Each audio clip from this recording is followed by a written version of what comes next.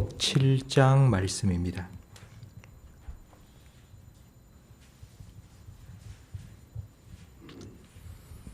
요한계시록 7장 9절부터 17절까지 한 절씩 교독하겠습니다.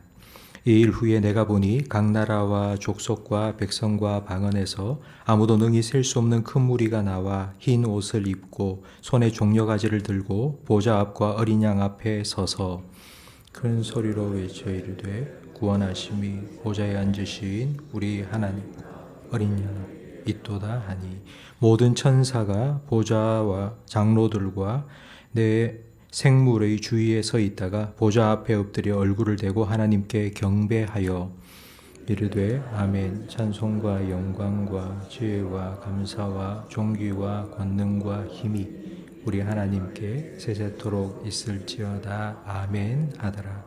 장로 중 하나가 응답하여 나에게 이르되 이 흰옷 입은 자들이 누구며 또 어디서 왔느냐. 내가 말하기를 내 주여 당신이 아시나이다 하니 그가 나에게 이르되 이는 큰 환난에서 나오는 자들인데 어린 양의 피에 그 옷을 씻어 희게 하였느니라. 그러므로 그들이 하나님의 보좌 앞에 있고 또 그의 성전에서 밤낮 하나님을 섬기며 보좌에 앉으신 이가 그들 위에 장막을 치시리니 그들이 다시는 줄이지도 아니하며 목마르지도 아니하고 해나 아무 뜨거운 기운에 상하지도 아니하리니. 함께 읽습니다.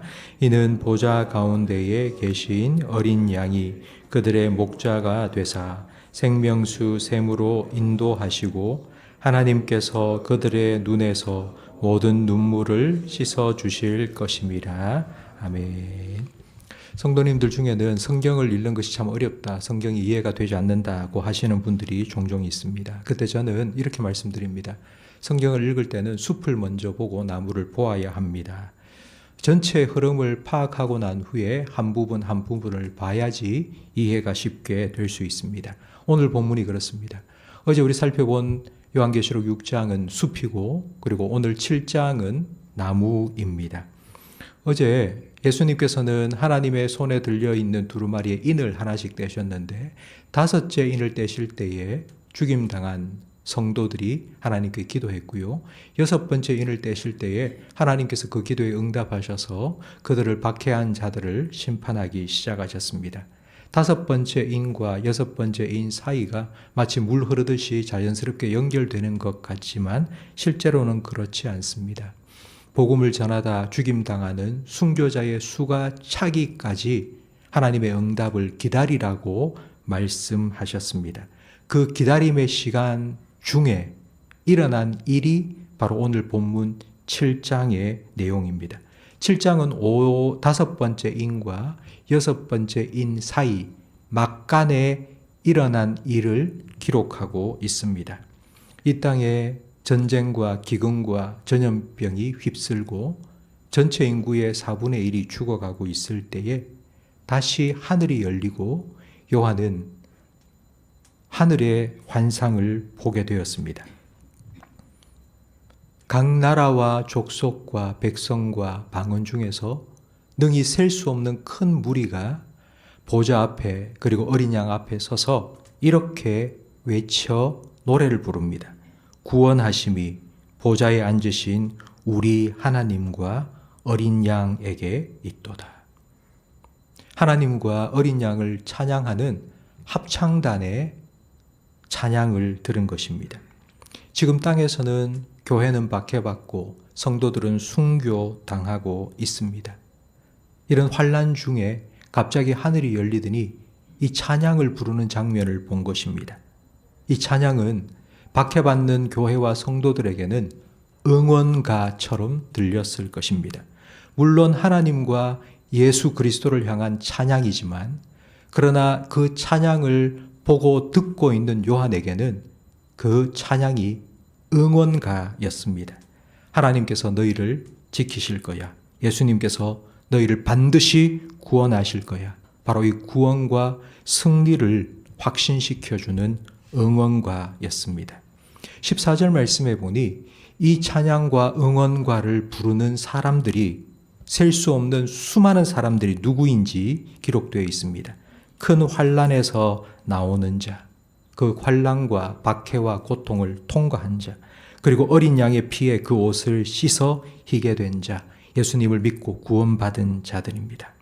우리 앞서 믿음을 지키고 그리고 고난을 통과하고 구원을 받은 성도들입니다.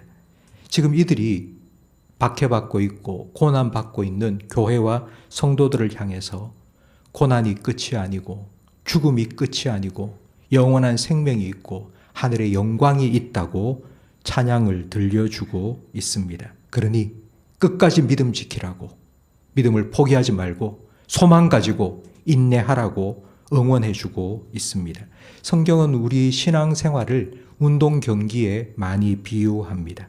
천국이라는 결승점, 우리 구원의 완성이라는 우리의 신앙생활의 마지막까지 우리가 혼자 힘들게 고군분투하며 달려가는 것이 아니라 수많은 증인들 그리고 많은 응원석에서 수많은 성도들이 우리를 위해 응원을 해주고 있다고 말씀합니다.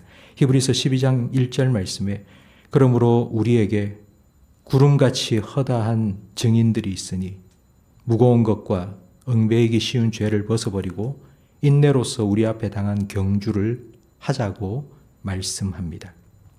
성도 여러분, 우리가 지금까지 신앙을 지키며 믿음 생활을 잘 해올 수 있었던 것은 물론 여러분 개개인이 믿음이 참 좋아서일 수도 있습니다. 하지만 우리는 너무 연약하고 부족하기 때문에 예수님의 때를 따라 돕는 은혜가 없이는 우리는 쉽게 쓰러지고 넘어졌을 거고요. 그리고 부족한 우리를 돕고 기도하고 격려하라고 우리 가족들과 신앙의 동력자들을 붙여주셨기 때문입니다. 우리가 부르는 가스펠 찬양 중에 당신이 지쳐서라는 찬양이 있습니다. 당신이 지쳐서 기도할 수 없고 눈물이 빗물처럼 흘러내릴 때 누군가 널 위해 기도하네, 누군가 기도하네. 당신이 홀로 외로워 마음이 무너질 때 누군가 널 위해 기도하네.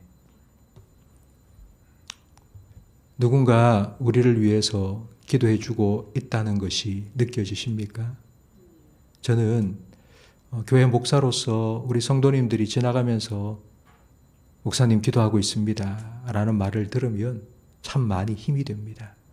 그냥 지나가면서 인사치레로 하는 말일 수도 있지만 그 말 한마디가 정말 저에게는 큰 힘이 됩니다. 위에서 기도해 주시는 분이 이렇게 많이 있구나 라고 다시 힘이 납니다. 성도 여러분, 누군가 여러분을 위해서 기도하고 있습니다. 우리 교육자들과 함께 교육자 수련회를 가면 제가 늘 빠지지 않고 하는 말이 있습니다. 우리가 성도를 사랑하는 방법이 무엇이겠냐고. 정말 성도를 사랑하고 성도를 위해서 우리가 할 수 있는 가장 큰 일은 기도하는 거라고. 새벽마다 엎드려 성도님 이름 생각하고 그들의 얼굴을 기억하면서 그들을 위해 시간을 내서 기도해 주고 또 기도해 주는 것만큼 사랑하는 방법이 또 어디 있겠냐고. 우리가 정말 누구를 사랑한다면 그분을 위해서 우리의 마음을 쏟고 시간을 내어서 기도해 주는 것, 그것보다 더 큰 일은 없습니다. 우리가 기도할 때에 주님께서는 우리 기도에 들으시고 우리가 그들과 함께 있지 못해도 주님께서 그들과 함께 해주시고 성령으로 그들을 위로해 주실 줄로 믿습니다. 여러분의 주위를 한번 돌아보십시오.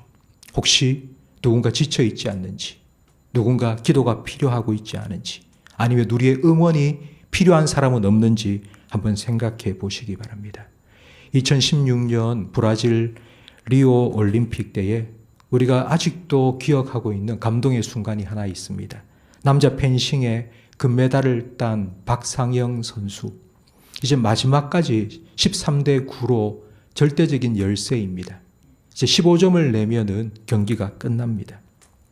근데 그 박상영 선수가 13대 9로 지고 있다가 14대 15로 역전을 하고 금메달을 땄습니다. 그때 박상영 선수가 한 말을 기억하십니까? 할 수 있다, 할 수 있다, 할 수 있다. 근데 그 영상을 자세히 보면 박상영 선수가 자기 혼자 할 수 있다고 말한 것이 아니라 경기를 지켜보고 있는 관중석에서, 응원석에서 어느 한 한국 사람이 박상영 선수를 향해서 이렇게 외치는 소리가 자그마하게 들립니다. 할 수 있어. 할 수 있어. 박상영 선수는 그 말을 듣고 그래. 할 수 있다. 할 수 있다. 다시 힘을 내고 전세를 뒤집고 역전을 하여 금메달을 목에 걸게 된 것입니다. 성도 여러분, 우리의 말 한마디, 우리의 격려 한마디, 우리가 성도를 위해서 기도해 주는 그 한마디의 기도가 우리는 전혀 생각지도 못한 놀라운 하나님의 은혜가 능력이 그 성도의 삶에 나타나는 그런 기회가 되고 계기가 될 줄로 믿습니다. 하나님께서 이렇게 우리가 함께 신앙생활을 해나가라고, 함께 세워가라고 우리를 교회로 불러주시고 그리고 우리에게 가정을 허락하여 주셨습니다. 여러분의 가정이 그리고 우리 교회가 이렇게 서로 사랑하며 서로 위로하고 서로 기도해 주면서 함께 믿음을 지켜나가는 아름다운 신앙 공동체로 세워질 수 있기를 예수님의 이름으로 축복합니다. 기도하겠습니다. 하나님 아버지, 우리 혼자 신앙생활을 잘 할 수 없다는 것을 너무나도 잘 아시기 때문에 서로 위로하고 기도해 줄 수 있는 신앙의 동력자로 우리의 가족을 허락해 주시고 성도들을 붙여주셔서 감사합니다. 그들의 위로와 격려를 힘입어 여기까지 달려오게 하심을 감사합니다. 간절히 바라옵나니 앞으로도 우리 교회가 그리고 우리 성도들의 가정이 이렇게 믿음 위에 더욱 든든히 서게 해 주시옵소서. 서로를 생각할 수 있도록 성령님께서 우리의 마음을 열어주시고 사랑하는 마음으로 성도들을 위하여 눈물로 기도할 수 있는 예수 그리스도의 심장을 우리들에게 허락하여 주시옵소서. 우리 기도에 응답하여 주셔서